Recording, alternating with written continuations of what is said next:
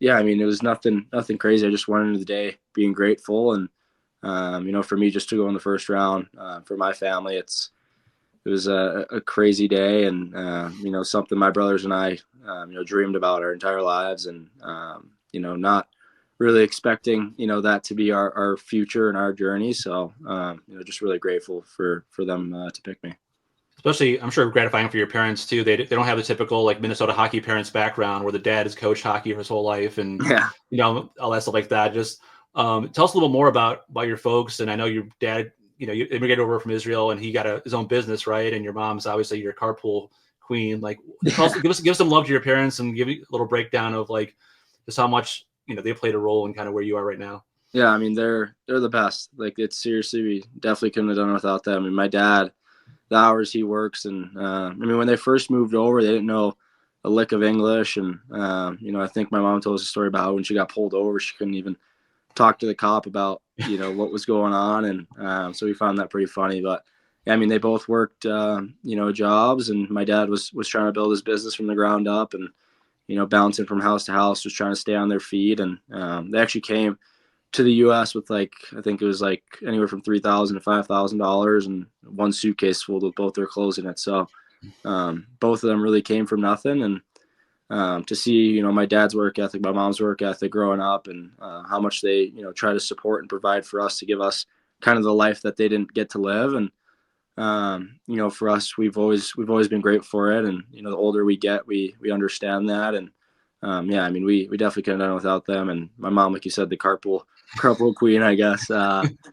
Yeah, she's amazing. I mean, I say it all the time, but like, we really believe our mom's a rock star. Like, there's no one in the world like her. I mean, our house doesn't run without her. Nothing goes well without her. I mean, if she's gone for whatever reason, I remember she went to Israel when we were kids. It was just me, my dad, and my two brothers, and we had to call her for laundry and food and everything. So she's really the rock to our family, and yeah, it's been great to have them in my life, and have such great supporting parents.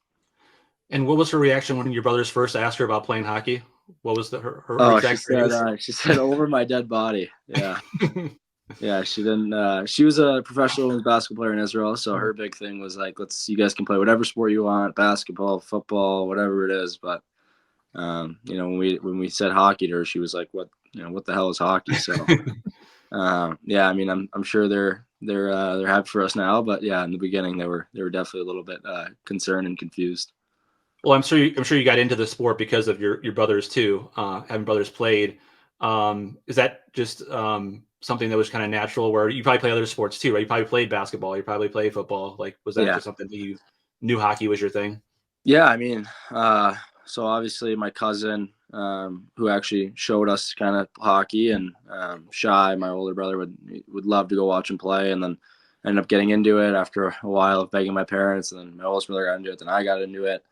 I actually started on rollerblades for the first couple of months just because, I don't know, I guess I didn't really hop on the ice yet, but I loved rollerblading around the rink and just kind of messing around with a stick and roller puck. And yeah, I mean, I ended up like falling in love with it like everybody else does. And, for us, it was awesome. We played at one of the most fun rinks you can play. I mean, it's got a barbecue in the backyard. It's one rink. There's only a couple teams. I mean, they're definitely, evolving now and becoming a better program. But when we first started there, it was very, very club and local. And, the only place we really traveled was to San Jose, which was just a few hours up north. So, yeah, I mean, just kind of where we learned to love it. And, I'm super grateful looking back now that that's kind of how it was. And we didn't have anybody pushing us or forcing us to play hockey or, telling us what to do and how to do it. And it was just to learn to play and love it. And, if we loved it enough and, we got good enough at it, then, hopefully we can move on to the next level. So that's kind of what happened. Scott and I both have young sons or babies now. They're 6 months to a year. And so we'll look forward to driving them to hockey rinks all over the state at some point. But 112 miles is a long way to carpool for practice and for games. And can you paint a picture for us on what those rides were like with your mom in front and you guys? I don't know what you guys were doing for 2 hours. Yeah, we had a big Escalade. So it was actually the one with like it's kind of like a little TV screen up top. So sometimes we kind of bring the Xbox in there. We'll throw a movie on, or do like schoolwork. But I wasn't the biggest fan of schoolwork in the car. So either take a nap or just do whatever, talk to each other. But I mean, the car rides for me being so young, like I don't know, my brothers can say the same because they're a little bit older, but like it just felt normal. Like I didn't realize like how crazy the drives were when I was younger. Like I thought like the 2.5 hour drives in traffic were just like, oh, everybody does it, so I wasn't really concerned or like what's really going on. So I mean, for me it felt normal. I'm sure for my brothers it probably did too, but I mean, even now, like, or when I first started driving, actually, like I'll drive an hour up to see my friends or whatever it is, and they think I'm crazy for driving an hour, but for me it's like that's not that much. So I mean, it was crazy car rides, but like I said, very fortunate that we had parents to do it and make that sacrifice. So she brought your dinners. Sorry, she brought your dinners to microwave there too, or like Yeah. So she would do everything. She'd pack our bags. Because she had to pick us up from 2 different schools. So me and Shy were in elementary school or whatever. My oldest brother was in middle school, so she'd go pick him up from the middle school and then come pick me and Shy up from the elementary school, and then she'd have our bags packed. Everything is in there. Nothing's missing every time. Food in the car, packed, ready to go. And it wasn't like, like Subway or whatever. Like she would cook food for us every day. So it was incredible. Like I said, I mean, it felt normal at the time, and the older we got, we understood how crazy it was and how much effort they both really put in. So it was crazy.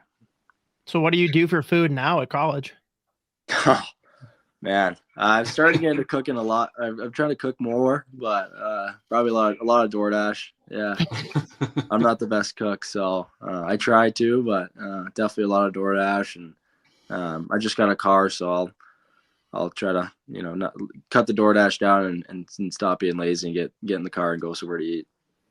Who do you look up to playing hockey other than your brothers? Like who are the NHL players you kind of like try to like model your game after? Or who's the guy? Hey, when I get there, if I get there, this is kind of the guy I want to be like. Yeah, I mean, I think for me, Quinn Hughes is probably definitely the guy. I really want to be like. I think when I got to Shattuck, that's kind of started to realize that's the player I kind of want to start to be like. I mean, at the end of the day, I want to be me and not focus too much on somebody else's game. And at the end of the day, I want to have my own style of play. But Quinn Hughes is definitely that guy. But I mean, growing up, Drew Doughty was my guy. Like I loved watching him and just the way he played and everything, and just being able to kind of see him practice. I mean, we would every Saturday morning we had practice or a game or whatever when I played on the Junior Kings, and they would practice, morning skate or whatever in the morning. So we'd always be able to see them, and I thought that was just a really unique and cool experience to be able to see him and watch him just practice growing up. So it was really cool. There is no love lost between Minnesota Wild fans and Drew Doughty. It's something to behold. They like to say that like we're inside his head, and I can say objectively, Drew Doughty is living rent free in 90% of Minnesota Wild fans, and it's hilarious for me. Yeah.